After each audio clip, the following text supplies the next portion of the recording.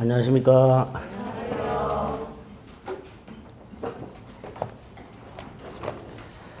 계약의 종류까지 봤죠.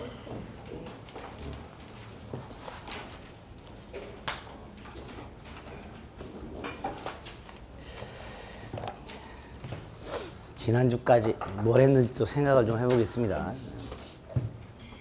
많이 했죠? 민법 4덩어리 중에서 첫 번째 덩어리 민법 총칙. 뭐에 관한 거라 그랬죠, 이거? 총칙에 뭐가 있다 그랬죠? 법률행위. 내가 얼었어, 내가. 겁나게 춥죠? 예, 아이고야. 평택은 평지가 많아서 더 추운 것 같아요. 서해안에서 바람이 그냥 중국발 냉풍이 그냥. 법률행위에 관한 거 있어요. 5개 있습니다. 법률의 목적의 확정 가능 적법 사회적 타당성. 그 다음에 비정상적 의사 표시 4개. 비리 표시, 허위 표시, 착오 사기 양방. 대리, 삼면관계, 복대리, 무권대리. 법률행위 무효 또는 취소. 법률행위 부관, 조건 또는 기한. 여기 있어요. 두 번째, 이 법률행위는 계약을 말한다 그랬어요. 그냥 계약이라고 생각하면 된다 그랬고요. 이 법률 행위를 통해서 취득할 수 있는 권리 중에 물권이라는 권리가 있다 그랬고요. 이 물권과 관해서 물권 총론과 물권 강론 이렇게 나눠지죠. 두 덩어리. 그 중에 총론이 다시 물권 일반론과 물권 변동론 이렇게 나눠진다 그랬어요. 그래서 물권 일반론에서는 물권의 의미 특징, 물권의 주체, 객체와 그래서 일물일권주의, 종류와 그래서 물권 법정주의, 물권의 일반적 효력 중에서 우선적 효력과 물권적 청구권. 이게 뭔지 이런 것만 생각하시면 돼요. 그게 뭔지, 뭐가 있었고 그게 뭔지 개념 정도만 자꾸 생각을 해달라 그래서요. 변동론과는 변동의 뜻, 물권의 취득, 변경, 소멸, 그 유형과 모습이 4개. 법률 행위에 의한 부동산 물권 변동과 동산 물권 변동, 법률 규정에 의한 부동산 물권 변동과 동산 물권 변동. 4개가 있었죠. 그리고 그 물권 변동의 원칙이 2개가 있었어요. 공시의 원칙과 공신의 원칙. 거기에다 이제 물권행위, 채권행위 좀 구별하는 게 좀 어려웠었어요. 어려운 건 다 잊어버리면 돼요. 잊어버리시라고 말을 안 해도 잊어버리시죠. 아주 좋아. 4번째가 이 물권 변동 중에서 부동산 물권만 따로 떼서 2가지 법률 행위한 부동산 물권 변동 등기해라. 법률 규정에 의한 부동산 물권 변동 등기를 요하지 않는다. 이렇게 2가지. 그리고 2놈이 공통적으로 요구하고 있는 등기. 여기 핵심이라고 했어요. 여기 7개 해야 된다 그랬어요. 이중보존 등기, 가등기, 중간 생략 등기, 무효 등기, 유용, 등기 청구권, 그다음에 등기 취정력, 그리고 점유하고 있으나 등기하지 않은 부동산 매수인의 법적 지위. 이런 것들은 물권의 소멸과 관해서 혼동. 여기 물권법 총론 내용이 있습니다. 강론에는 7개 물권 해야 된다 그랬죠. 점유권, 물건의 사실상 지배에 부여되는 법적 힘. 근데 관념적 점유가 있고 점유의 태양이라는 요상한 게 있었어요. 점유권의 취득이 있었고 효력이 있습니다. 효력권에서는 점유자와 회복자와의 관계하고 점유보호 청구권 이런 게 있었어요. 본권 중에 소유권이 있었어요. 소유권의 뜻, 소유권의 제한, 중의 상린관계, 중의 주의토지 토인권, 소유권의 취득과 그래서 법률 규정에 의한 소유권 취득, 특히 취득시효, 그 중에서도 부동산, 점유취득시효, 여기 핵심이었습니다. 소유권의 효력인 물권적 청권이 있었고요. 공동소유가 있었어요. 공유, 합유, 총유. 여기 있었어요. 소유권을 제한하는 제한물권이 2개, 용익물권과 담보물권이 있어요. 용익물권의 3개, 지상권. 타인 토지를 건물, 공작물, 수목 따위로 소유하기, 사용, 수익하는 권리. 그랬죠? 개념. 지역권. 타인 토지로부터 편익을 제공받는 권리. 전세권. 전세금을 지급하고 부동산을 용도에 따라 사용식하고 나중에 전세금을 우선 변제받는 권리. 이렇게. 담보물권 2개, 유치권. 타인 물건 또는 유가증권을 점유하는 자가 그 물건 또는 유가증권에 관하여 생긴 채권이 변직이 있을 때 그걸 변제받을 때까지 그 물건을 유치할 권리. 점유의 반환을 거절할 권리. 그랬어요. 저당권 채무자 또는 제3자 즉 물상보증인이 제공한 부동산을 점유하지 아니한 채 그 교환 가치만을 관념적으로 지배하다가 나중에 그 교환 가치 즉 경매대가로부터 자신의 채권을 우선 변제받는 권리. 이렇게 5개 제한 물권 했어요. 세 번째 덩어리가 법률행위 대표 선수가 계약이라 그랬어요. 계약과 관련해서 계약 총론과 강론이 있다. 그랬어요. 각각 5문제씩 나온다. 이 강론에서는 매매교환 임대차를 해야 된다 그랬어요. 매매교환 임대차. 총론에서는 계약의 기본적인 내용이 들어있다 그랬어요. 계약의 의, 청약과 승낙의 대리적 의사표시가 합치함으로써 당사자에게 채권 채무를 발생시키는 법률행위. 계약이었죠. 원칙이 있었어요. 계약 자유의 원칙이라고. 계약 체결 여부, 상대방 선택, 내용 결정 방식 4가지 자유. 그 계약 자유 원칙을 제한하는 약관규제법이란 거 하나. 어떻게 우리 민법 약관규제법이 규정이 되어 있고 약관규제법이 약관을 어떻게 규제하는가 2가지. 편입통제와 불공정통제. 예? 예, 그렇게 있어요. 그리고 계약의 종류. 전형, 비전형, 쌍무편무, 유상무상, 낙성요물 4가지. 그 중에 쌍무편무하고 유상무상 요거 구별해야 된다 그랬죠? 예? 예. 비슷하지만 조금 다르다. 뭐 때문에? 요물계약인 현상광고 때문에 약간 다르다 그랬어요. 그래서 유상계약이란 모든 쌍무계약 플러스 현상광고. 여기에 유상이었어요. 그렇죠? 쌍무계약은 전부 유상이지만 유상이 전부 쌍무인 것은 아니다. 반면에 무상은 전부 편무지만 편무가 전부 무상인 것은 아니다. 지난주에 마지막에 요구하면서 여러분들이 거의 멘붕 상태가 돼서 막 헷갈린 상태로 갔어요. 그렇죠? 지금도 여전히 헷갈려. 괜찮아. 괜찮아. 시험 보러 가면 다 알게 돼. 다 합격을 해야 제 말을 믿어요. 합격을 하시고 나서 믿지. 저놈 말을 어떻게 믿어 그랬다가 합격하고 나서 어제도 다른 학원에서 2분이 오셨어요. 맨날 우시던 분 2분이 오셨어요. 모의고사 접수 한 번도 60점을 맞지 못하시는 분들. 40점, 50점.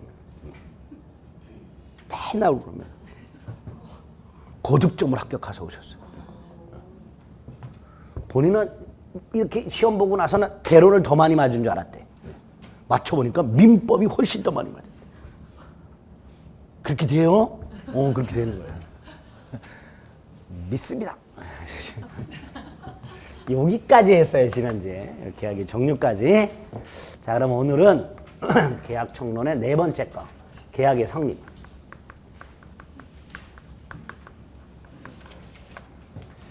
여기까지 계약법에서 한 문제가 나온다 그랬습니다. 계약의 의부터 시작해서 종류까지 한 문제 정도 나온다 그랬어요.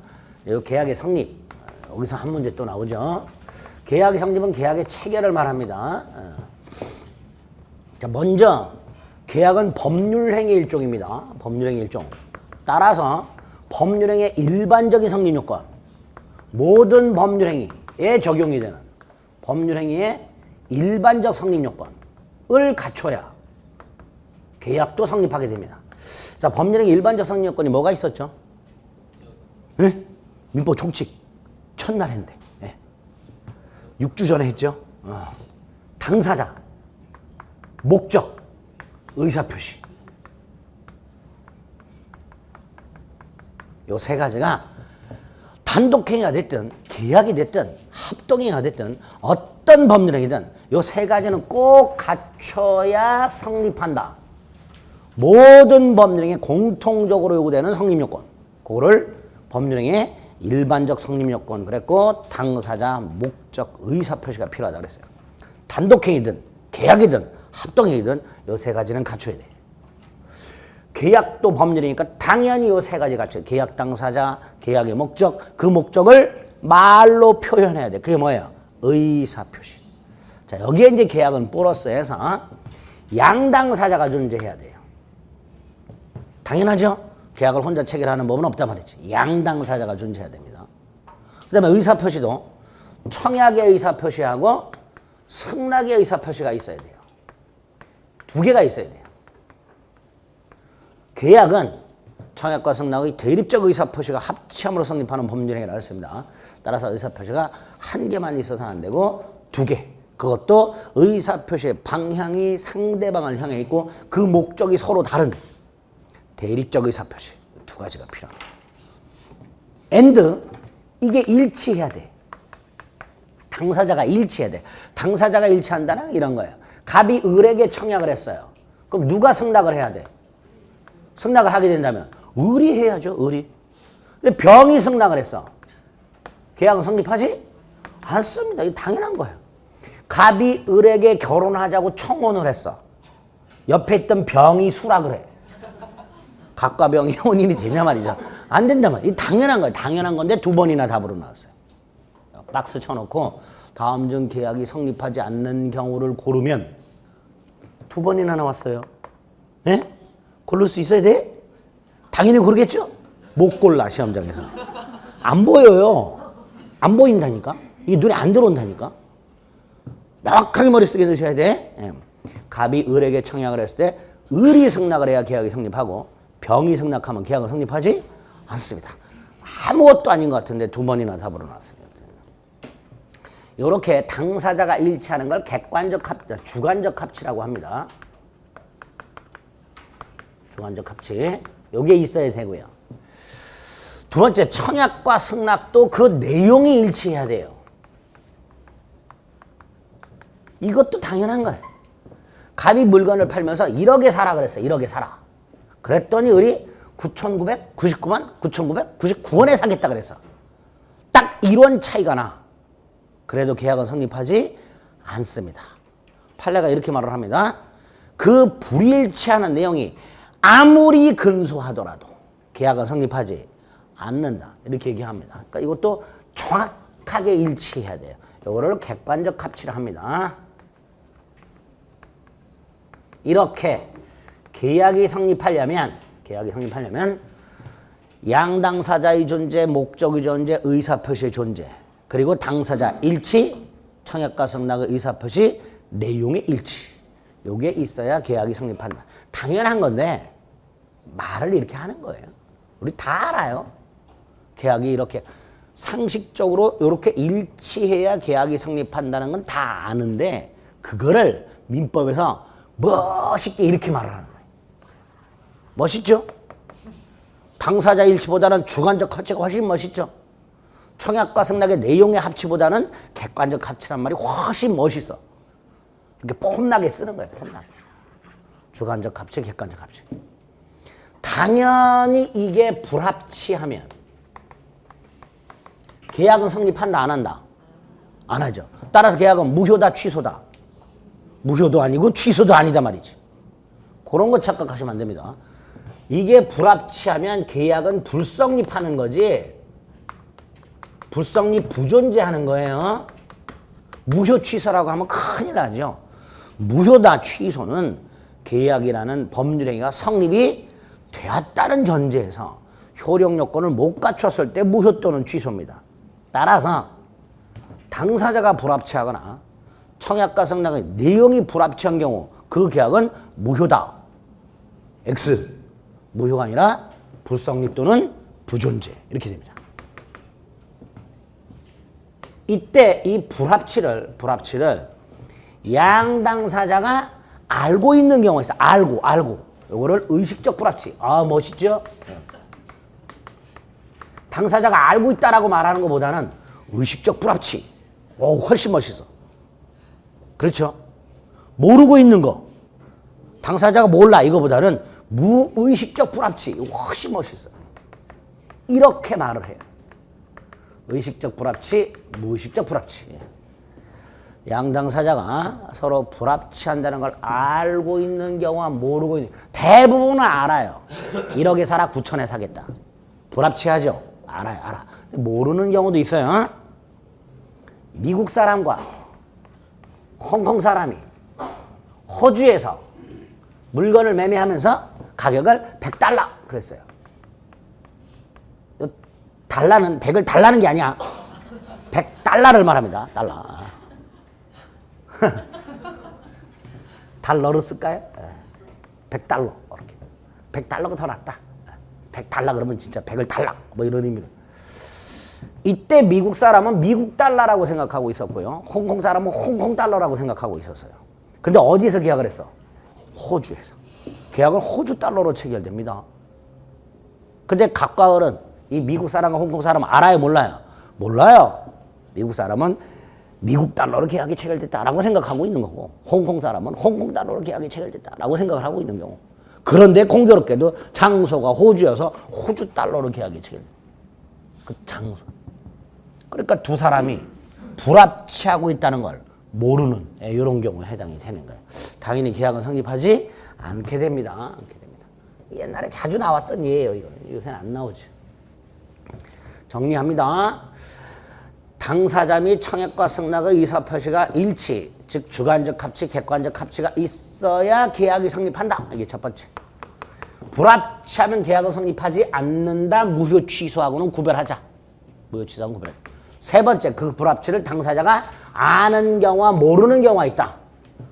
알든 모르든 계약은 성립하지 않는다. 딱 정리하시면 돼요. 됐죠? 두 번째, 계약이 성립하는 구체적인 모습 중에서 청약과 승낙의 의사합치한 계약 성립. 청약과 승낙의 의사합치한 계약 성립. 이게 99.9%입니다. 계약이 성립할 때 청약과 승낙의 의사가 합치해서 계약이 성립하는 게 99%. 자, 이때 청약. 간단히. 청약은 계약을 요청하는 걸 말해요. 그렇죠? 계약을 요청하는 게 물건을 사라, 물건을 팔아라 이렇게 계약을 요청하는 게 청약인데 법적으로는 이렇게 말하죠. 승낙을 받아서 계약을 성립시키고자 하는 어느 일방의 의사표시 이렇게 말을 합니다. 몰라도 돼요? 계약을 요청하는 거 그러면 돼요. 그리고 의사표시니까 그 성질은 법률 사실입니다. 법률 행위가 아니라 청약이라는 놈은 계약이라는 법률 행위 속의 필수 구성 요소인 의사표시라는 법률 사실 이렇게 됩니다. 청약자가 있을 거예요. 특정인. 누군가가 청약을 합니다. 특정인 누군가가 청약을 해요. 자, 중요한 게 상대방이에요. 누구에게 청약을 하는가? 이건 다 몰라도 돼요. 이건 다 몰라도 돼요. 누구에게 청약을 할까요? 특정인을 콕 찍어서 하겠지요. 아까 어디 갔어? 갑이 을을 콕 찍어서 결혼하자 이렇게 콕 찍어서 청약을 하는 게 보통이라면 이걸 특정인이라 합니다. 그런데 자동 판매기 설치도 청약이에요. 자동 판매기 설치도 청약의 일종인데 자동 판매기 설치가 무슨 청약이에요? 자동 판매기 안에 있는 음료수를 사 잡숴봐 뭐 이런 청약이에요. 청약이죠? 그걸 보고 동전을 넣어서 버튼을 누르는 게 뭐야? 이게 승낙이에요. 그러니까 자동 판매기 설치도 청약인데 이 자동 판매기에다가 누구만 뽑아 먹어 이렇게 특정인을 콕 찍어놨어요? 안 찍어놨어. 지나가는 아무나 생각나면 뽑아 드시오 뭐 이러니. 그러니까 청약이란 건 이렇게 특정인을 콕 찍어서 청약을 하는 경우도 있지만 자동 판매기 설치처럼 불특정 다수인을 상대로 청약을 하는 경우도 있다. 그래서 청약의 상대방은 특정인 또는 불특정 다수인 이렇게 됩니다. 이렇게 됩니다. 꼭 기억하셔야 돼요. 다섯 번째, 청약은요. 좀 전에 제가 뭐라 그랬어요? 청약이 있고 그와 일치하는 승낙이 있으면 어떻게 되냐고요? 계약이 성립. 그런데 뭐 청약서라고 된 편지 하나 딱 받았어요. 겉봉에 청약서 딱 이렇게 돼 있어. 그래서 뜯어서 열어봤더니 딱 두 글자가 써 있어. 사라.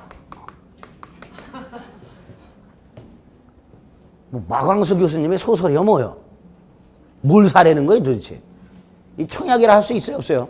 없어요. 왜? 구체적 내용이 들어있지 않아요. 청약을 했을 때 이게 청약이 되려면 승낙만 받으면 계약이 성립이 돼야 돼. 근데 사라. 상대방이 사겠다. 승낙서가 왔는데 딱 세 글자가 들어있어. 사겠다. 이 뭘 사겠다는 거예요? 얼마에 사겠다는 거예요? 몰라. 이것도 둘 다 구체적 내용이 들어있지 않아요. 특히 청약은 승낙만 받으면 계약이 성립될 정도의 구체적인 내용이 들어있어야 돼요. 청약의 내용 속에 뭐가 들어있어야 된다고요? 구체적 내용. 몰라도 돼요. 나중에 다 합니다. 다시. 목차 어쩔 수 없이 쓰는 거예요. 6번째, 청약의 효력. 자, 먼저 첫째, 청약만 갖고 계약이 성립해야 안 해요. 계약 성립하지 않죠. 그러니까 청약의 효력은 계약 성립이라고 하면 당연히 안 될 거예요. 그럼 뭐라고 해야 되나? 계약 성립 가능성. 이게 청약의 효력입니다. 청약이 일단 있으면 누군가의 승낙을 받아서 계약이 성립될 수 있는 가능성이 열려요. 이게 청약의 효력이에요. 청약의 효력은 계약 성립 가능성인데 중요한 게 이게 언제 효력이 생기냐. 언제 효력이 생길까요? 청약의 효력이라는 게. 계약 성립 가능성이 언제 열릴까요? 요게 우리가 민법 총칙에서 봤던 111조 1항. 111조 1항이 뭐였죠? 상대방 있는 의사표시, 효력, 발생, 시기. 상대방한테 도달함으로써 효력이 생긴다. 여기 적용이 돼요. 청약이란 건 특정인 또는 불특정 다수인, 즉 상대방이 있는 의사표, 상대방. 특정인이 됐든 불특정 다수인이 됐든 그 상대방이 있는 의사표시예요. 그리고 우리 민법 111조 1항에서는 상대방이 있는 의사표시는 언제 효력이 생긴다? 상대방한테 도달함으로써 효력이 생긴다. 이렇게 되어 있다 그랬어요. 그러니까 이게 그대로 적용이 되는 거예요. 결국 그림을 그리면 갑이 을에게 청약을 했을 때 뭐 물건을 사라 이렇게 이 청약은 그 청약서가 또는 청약의 의사표시가 을에게 도달함으로써 효력이 생깁니다. 도달. 이때 의사표시에 효력이 발생하기 전에 의사표시란 놈이 효력이 발생하기 전에 그 의사표시를 소멸시키는 장치가 하나 있어요. 민법에. 철회라고. 뭐 있다고요? 철회. 그러면 청약의 의사표시는 상대방한테 도달함으로써 효력이 생기니까 그 효력이 생기기 전에, 즉 도달하기 전에 뭐 할 수 있다? 철회할 수 있다. 청약이 상대방에 도달하기 전에는 뭐 할 수 있다? 철회할 수 있다. 이렇게. 반대로 도달하고 나면 효력이 생겼으니까 철회하지. 아니. 쓰는데 집중. 6주차가 됐는데 아직도 내외를 해. 아직도 내외를 해. 뭐 대답을 큰 소리로 해달라는 거 아니에요. 뭐 큰 욕심 없어요. 저는 뭐 고개만이라도 끄떡해야지. 뭐야? 내가 지금 6주차를 했는데 네 질문에 대답할 짬밥이냐 내가. 뭐 그런 표정이야. 이 자꾸 생각해. 여러분들에게 정확한 대답을 요구해서 제가 물어보는 게 아니에요. 질문을 하면 생각을 하게 된단 말이에요, 사람이. 여러분들의 뇌는 엄청 쪼그라들어 있어요. 이 자꾸 기름을 쳐야 돼. 공부를 하려면. 이 굳어질 대로 굳어져 가지고요. 이 생각을 하기 싫어요, 요즘. 특히 인터넷이 발달해서 뭘 생각 안 하죠. 뭐 인터넷만 뒤지면 다 나오는데 뭘 생각하고 기억을 해. 그러니까 이 뇌가 점점 퇴보되고 있다. 자꾸 기름을 쳐야지. 그래서 물어보는 거니까 생각을 하시는 말이지.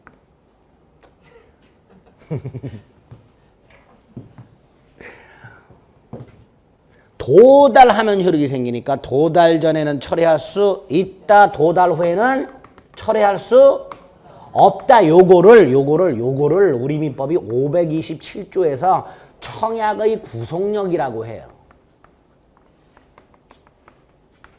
뭐라 한다고요? 청약의 구속력. 청약의 구속력이 뭐예요? 철회하지 못한다. 527조 조문 제목 자체가 청약의 구속력이라고 돼 있고 청약은 철회하지 못한다. 이렇게 돼 있어요. 청약의 구속력입니다. 이거를. 자, 이때 언제까지 철회 못하는가에 문제가 생겨요. 언제까지 철회 못하는가를 정해놔야 돼요. 만약에 이걸 정하지 않으면 천년 만년 철회 못한다가 돼요. 따라서 갑이 청약을 하고 150년 뒤에 승낙을 해요. 그래도 계약이 성립하는 문제가 생겨요. 그러니까 이 청약을 언제까지 철회하지 못하느냐. 바꿔 말하면 청약의 구속력이 언제까지 존속하는가. 청약의 구속력이란 놈이 철회하지 못한다라는 이 힘이 언제까지 존속하는가의 문제가 생겨요. 생기겠죠? 자, 이때 이 기간을 청약을 한 사람이 정할 수도 있고 528조 1항 정하지 않을 수도 있어요. 꼭 기간을 정해야 되는 건 아니에요. 갑이 을에게 1월 10일 날 청약을 했고 이 청약서가 1월 10일 날 을에게 도달을 했는데 청약서를 봤더니 1월 20일까지 답을 달라 이렇게 돼 있어요.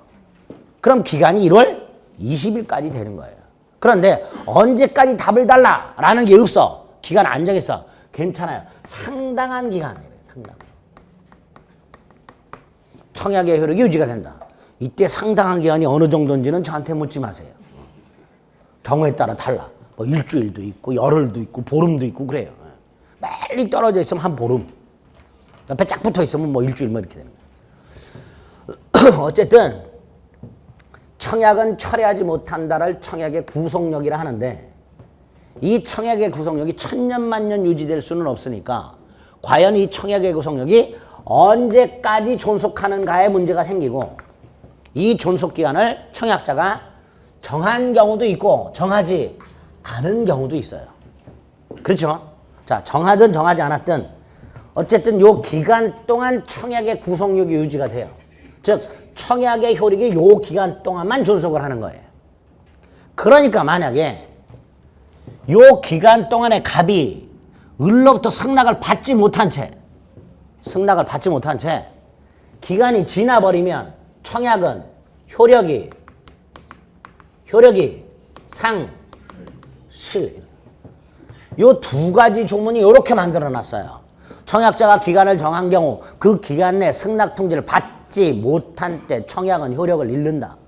기간을 정하지 않은 경우에 상당한 기간 내 승낙 통지를 받지 못한 때 청약은 효력을 잃는다. 이렇게 되어 놨어요.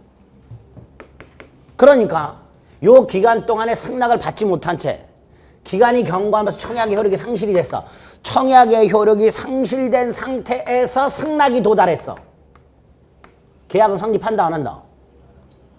계약이 성립할 리가 없지요. 손바닥도 마주쳐야 되는데 한쪽 손바닥이 사라졌는데 계약이 성립할 리가 없을 거예요. 그렇죠? 계약은 성립하지 않아요.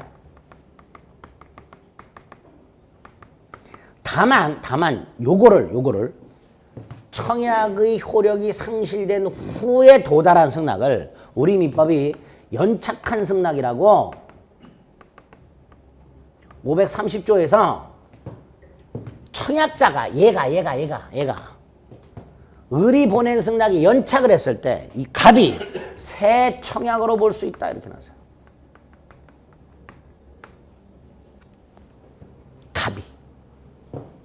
갑의 청약은 이미 효력이 상실됐는데 을의 승낙이 나중에 도달했어요. 이거를 갑이 새 청약으로 볼 수 있다. 그래서 만약에 을이 보낸 연착한 승낙을 갑이 새 청약으로 보고 갑이 승낙을 하면 계약이 성립할 수도 있다. 여기에 지문이 이렇게 나온 적이 있어요. 기간이 지나서 도달한 승낙이 있는 경우에는 계약이 성립할 여지가 없다. X. 여지는 있다. 이렇게 연착한 승낙은 청약자가 새 청약으로 볼 수 있다. 이렇게 되어 있습니다. 그래서 청약과 관련해서는 오늘 입문 과정에서 요거 하고요. 요거하고 두 가지만 좀 생각을 해주시면 돼요. 청약의 상대방하고 청약의 구속력의 개념과 그 구속력의 존속기간과 관련된 우리 민법 어떻게 되어 있는지 요것만 생각을 좀 해주시면 됩니다. 두 번째 승낙. 승낙도 청약의 내용과 일치하는 의사를 표시함으로써 계약을 성립하고자 하는 타방 당사자의 의사표시. 그게 승낙이 될 거예요. 그렇죠? 계약 요청을 수락하는 의사표시가 승낙이 될 겁니다. 성질도 청약과 마찬가지로 법률 사실이고요. 승낙자는 청약을 수령한 사람이에요. 나중에 다 합니다. 이런 것들은. 청약을 수령한 사람. 자, 요게 또 중요하죠. 승낙의 상대방. 즉 승낙을 하고자 할 때 누구한테 승낙을 해야 될까? 누구한테 해야 돼요? 청약자한테. 특정한 청약자한테. 불특정 다수인에게 승낙할 수 있다 없다? 없다. 없다. 승낙은 반드시 특정한 청약자한테 해야 돼요. 그래서 두 개를 꼭 구별하셔야 돼요. 청약은 특정인한테 할 수도 있고 불특정 다수인한테도 할 수 있습니다. 그러나 승낙은 반드시 누구한테 해야 된다? 특정한 청약자에게 해야 한다. 시험 질문에 맨날 청약 및 승낙은 특정인 또는 불특정 다수인에게 할 수 있다. 이렇게 나와요. OX, X. 청약은 불특정 다수인에게 할 수 있으나 승낙은 반드시 특정한 청약자에게 해야 돼. 당연히 내용은 승낙과 일치해야, 청약과 일치해야 돼요. 이건 나중에 봐요. 이것도 싹 나중에 보고 두 가지 청약의 상대방과 승낙의 상대방만 좀 구별하고 내용도 일치해야 된다. 나중에 보고. 요건 마지막 6번째. 승낙의 효력. 청약은 계약 성립 가능성이라 그랬죠. 승낙은 계약 성립.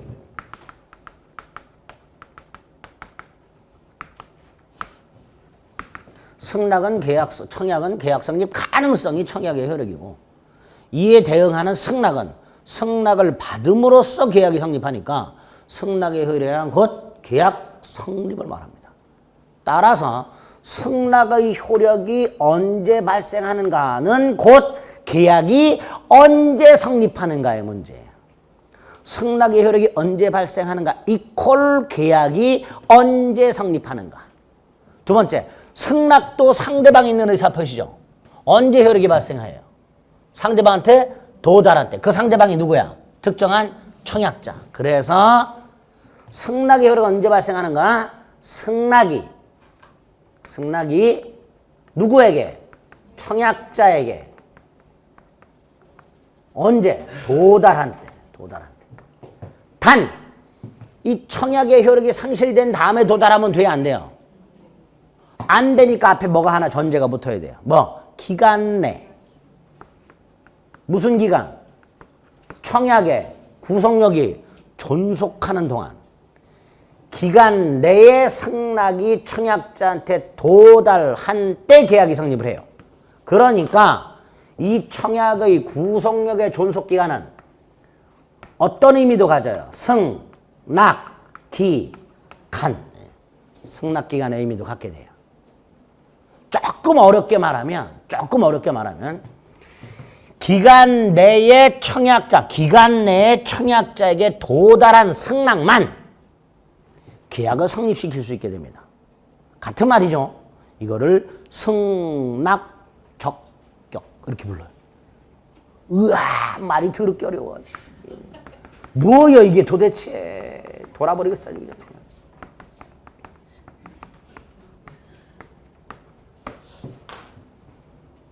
이런 걸 설명드렸더니 입문과정부터 더럽게 어려운 것만 한다고 저한테 또 이 인터넷에 또 욕을 하신 분이 있어요. 아, 이런 개념을 알아야 뭐 책을 읽든지 하지. 그렇잖아요. 승낙적격이란 걸 모르면 책을 못 읽는데. 그래서 설명드리는 거예요.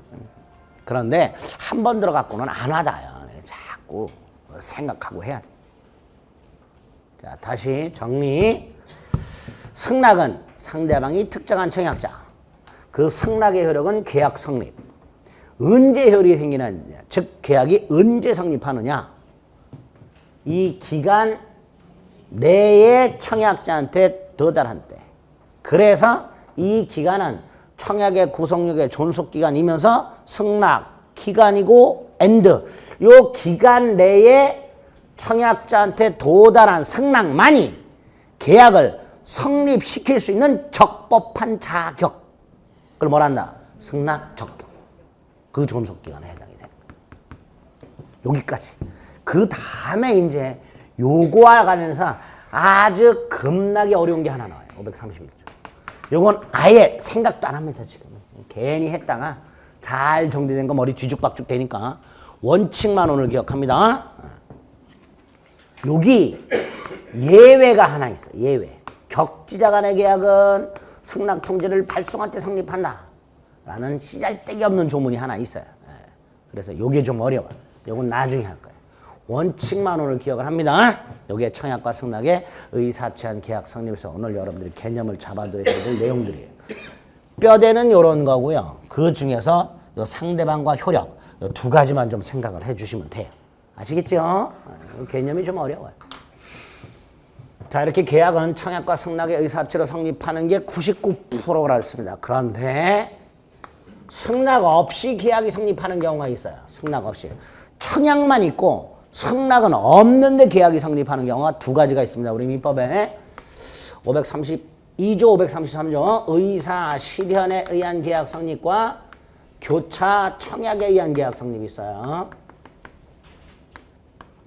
의사 실현에 의한 계약 성립은 이런 거예요. 승낙은 없는데 뭐는 없는데? 승낙은 없어.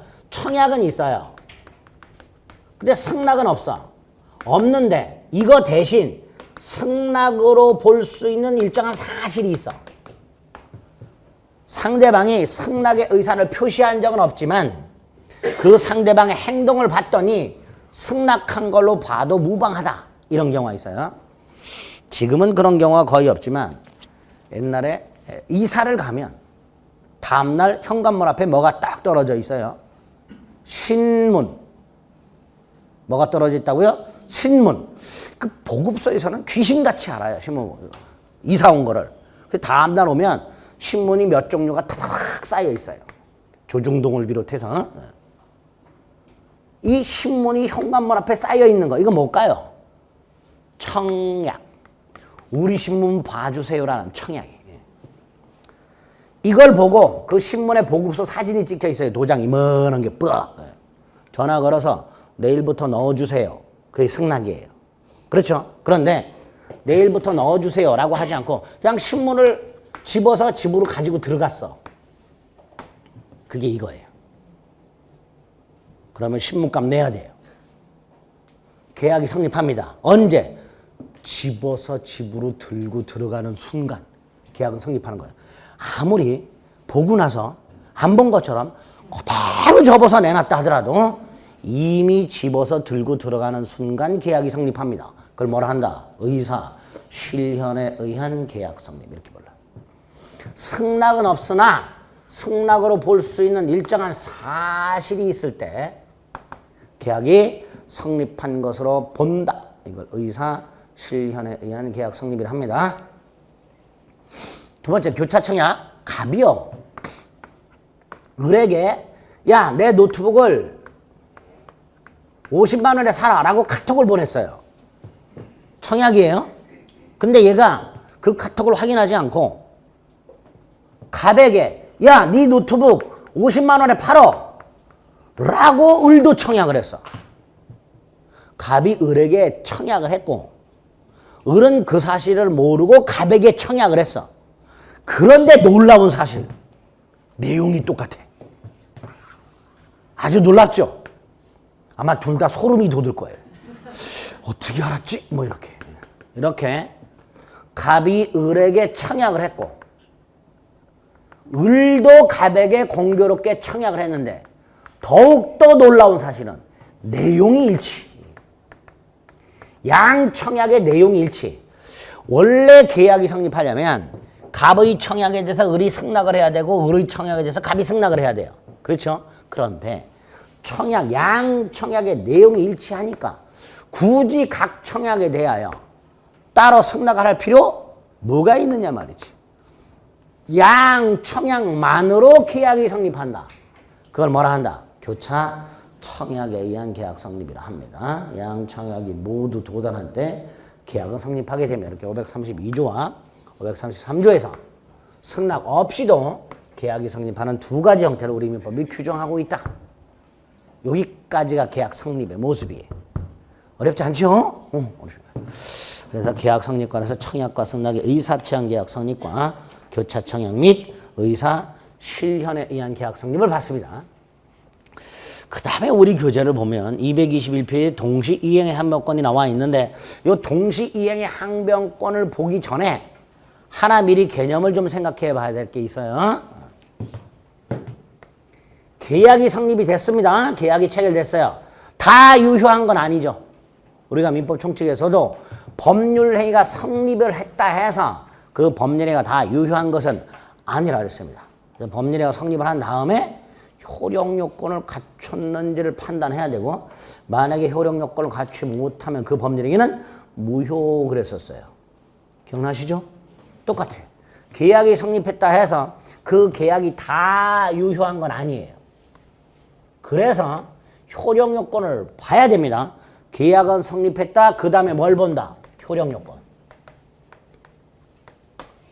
당사자는 능력이 있는지, 계약 당시 목적이 확정 가능 적법 사유적 타당성을 갖췄는지, 청약의 의사표시가 일치한지, 하자가 있는지 없는지, 승낙의 의사표시가 일치하는지, 하자가 있는지 없는지 이걸 판단해야 되고 만약에 거기에 문제가 생기면 계약은 성립되었으나 그 계약은 무효 또는 취소 이렇게 됩니다. 그렇게 되겠죠? 자, 그래서 계약이 성립하고 난 다음에 그 계약의 효력 요건을 봤어. 갖췄는지. 보다 보니까 그 계약의 목적 달성이 원시적으로 불능해. 무슨 불능? 원시적 불능. 그럼 계약은 무효. 계약이 무효야. 계약은 성립되었는데 무효야. 그럼 어떻게 한다 그랬죠, 이거? 이행하기 전이면 이행할 필요가 없고 이행 후라면 이행을 하면 부당이득 반환의 문제가 생긴다. 이렇게 했었어요. 그렇죠? 이렇게 했었어. 민법 총칙에서. 그런데 계약법에서는 여기서 조금 더 나가야 돼. 갑과 을이 1월 10일 날 갑이 갖고 있던 주택을 매매했어. 그런데 이 주택이 1월 9일 날 지진으로 멸실됐어. 그러면 갑과 을 사이에 1월 10일 날 주택 매매 계약이 성립은 하였으나 그 계약의 목적 달성이 원시적으로 불능. 1월 9일 날 지진으로 멸실됐기 때문에 1월 10일 날 계약 체결 당시 이미 갑이 을에게 주택 소유권을 넘겨주는 것은 불가능합니다. 이렇게 행위 당시, 계약 당시 불가능한 걸 뭐라 한다? 원시적 불능. 따라서 갑과 을 사이의 계약은 일단 무효가 되고 매매 계약은 무효가 되고 아직 아무것도 주고받기 전이라면 할 필요가 없지만 을이 계약금이라도 준 게 있다. 그러면 돌려줘야 한다. 이렇게 처리해요. 그런데 여기서 플러스 해서 갑의 입장에서는 자기 소유 주택이 멸실이 됐죠. 그렇죠? 자기 소유 주택이 멸실이 됐어요. 이때 갑은 자기 소유 주택이 멸실됐다는 사실을 알았거나 알 수 있었을 경우가 있더란 말이지. 물론 전혀 모르는 경우도 있을 수 있어요. 갑이 서울에 살고 있고 이 주택은 포항에 있어. 전날 지진 났어. 아직 갑이 연락을 못 받았어. 그래서 갑은 포항에 있는 자기 주택이 지진으로 멸실됐다는 사실을 모르고 을과 계약을 할 수도 있고 멸실됐는데 전화가 왔어. 포항 사는 친척이. 야, 네 집 다 무너져 내렸다. 그럼 갑은 자기 주택이 지진으로 멸실됐다는 걸 분명히 알아. 두 번째, 얘 1월 10일 날 와서 전날 이미 무너져 내린 주택을 사겠다고 계약을 했어요. 이놈. 알고 있을까 모르고 있을까요? 주택이 멸실됐다는 걸. 모르고 있겠죠. 아는 경우도 있겠지. 아는데 와서 사겠다 했어요. 이런 놈을 뭐라 그래요? 또라이. 또라이라 그래. 아니, 지가 사고자 하는 주택이 전날 멸실됐다는 걸 알면 오지 말았어야지. 꾸역꾸역 와서 사겠다고 계약을 하고 계약금까지 준 놈. 이 또라이. 그런 놈은 생각할 게 없고 또라이는. 얘 전혀 모르니까 와서 계약을 했을 거란 말이죠. 요런 경우. 계약은 성립이 되었으나 그 계약의 목적 달성이 원시적으로 불능해서 무효인데 이미 계약은 체결됐어요. 근데 원시적 불능이야. 그 원시적 불능 사실을 어느 한쪽은 알았거나 알 수 있었고 상대방은 전혀 모르고 있더라. 당연히 갑은 을에게 주택이 멸실됐으니까 오지 말아라고 했었어야 돼요. 그렇죠? 그런데 갑은 그걸 감추고 굳이 을을 불러서 계약을 하고 계약금을 받았어요. 요놈 전문용어로 뭐라고 불러요? 사기꾼 이렇게 부르겠죠. 이 이상한 놈이에요. 그러니까 우리 민법은 안 되겠다. 너 손해를 배상해라. 요런 규정을 두게 됩니다. 요게 535조 계약 체결상의 과실책임이라는 거예요. 뭐라고 부른다고요? 계약 체결상의 과실책임.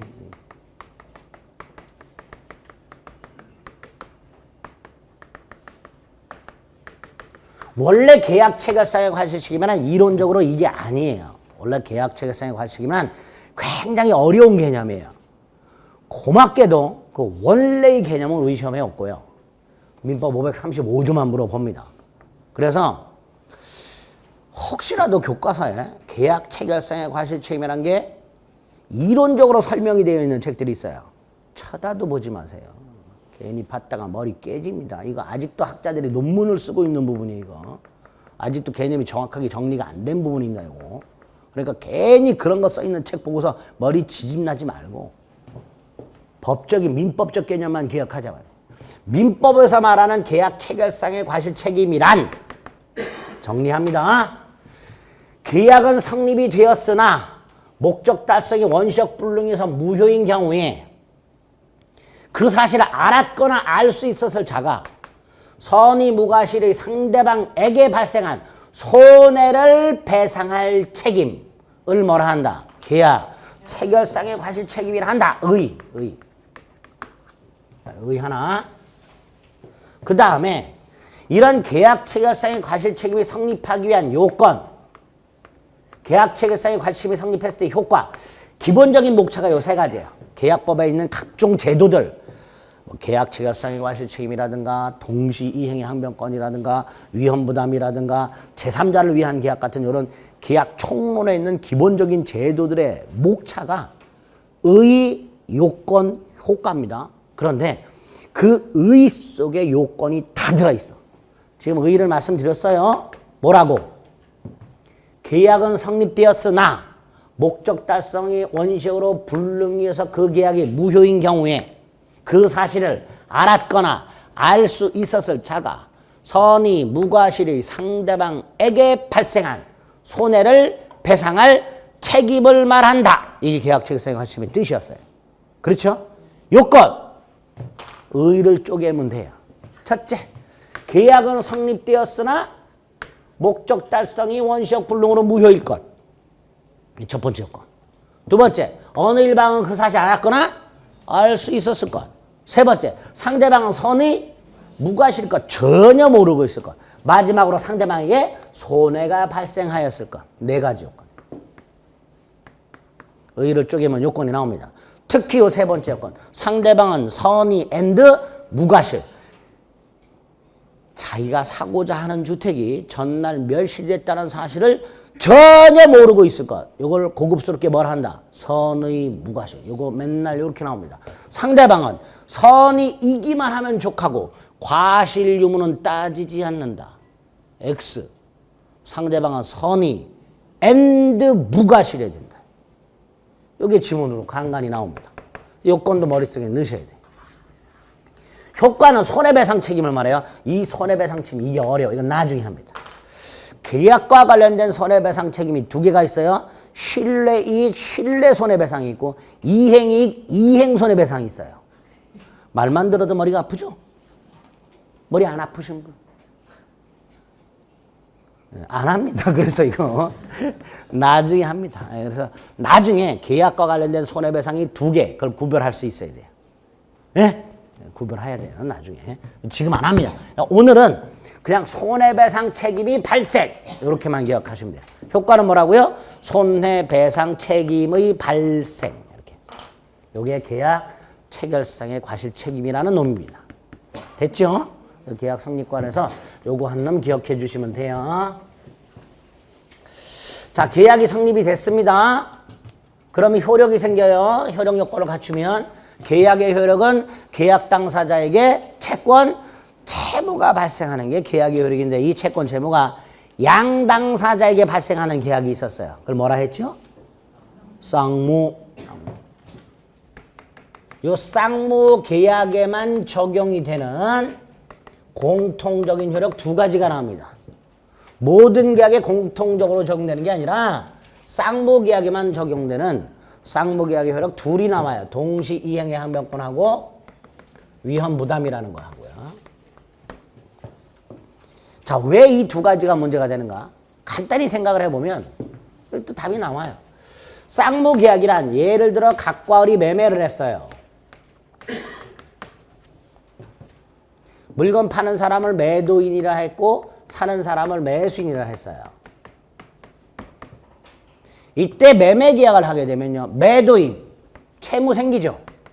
무슨 채무? 무슨 채무?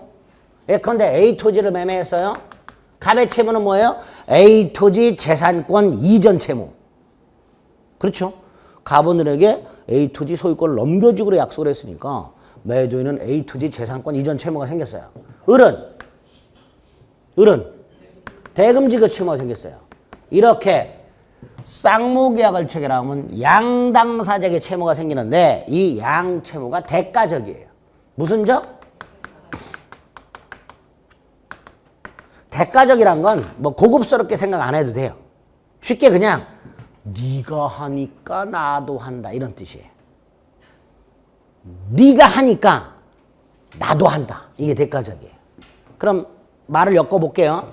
매도인 입장에서는 매수인 네가 돈을 주니까 물건 넘겨줘. 이게 대가적이에요. 반면에 매수인 입장에서는 매도인 네가 재산권을 넘겨 주니까 나는 대금을 줘. 이게 대가적이에요. 네가 하기 때문에 나도 한다. 이게 대가적이라고 부르는 거예요. 그렇죠? 그럼 이렇게 말할 수 있죠. 네가 안 하면 나도 하네. 그게 동시항변권이에요. 그 다음 이거 네 채무가 소멸했어? 그럼 나도 안 해. 그게 위헌부담이에요. 갑의 채무가 소멸했어? 어찌어찌 하다 보니까 그럼 나도 소멸. 그 이거예요. 그렇죠? 그 짝무계약에 두 가지 효력이 나오는 거예요. 동시 이행의 항변권과 위헌부담이라는 제도가 요 대가적 채무 때문에 나올 수밖에 없어요. 나올 수밖에 없습니다. 이게 첫 번째. 쌍무계약의 기본적인 특징.